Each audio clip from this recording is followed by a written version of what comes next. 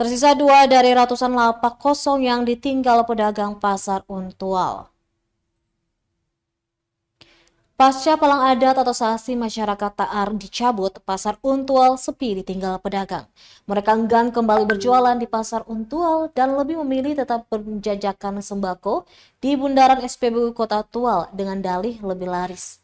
Ironisnya, pasar yang dibangun dengan anggaran sebesar 97 miliar sesuai data LPSC tersebut, kini lumpuh tanpa aktivitas jual beli.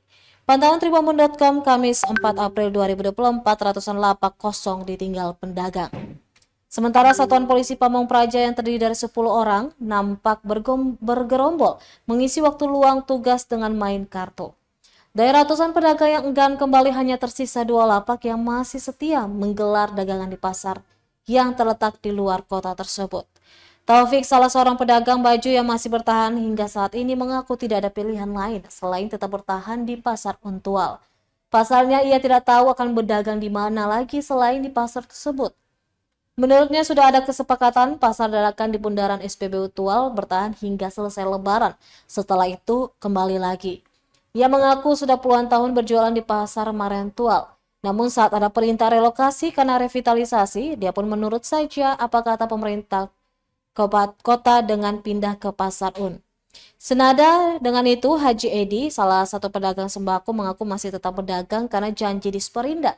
Sesuai kesepakatan yang tetap buka akan diprioritaskan mendapatkan lapak di pasar baru. Ia berharap setelah Lebaran Idul Fitri 1445 Hijriah, semua pedagang bisa kembali ke pasar Untual. Meskipun sepi, namun setidaknya ada 1 atau 2 pembeli sembari menunggu realisasi janji dan rampungnya pasar Marentual.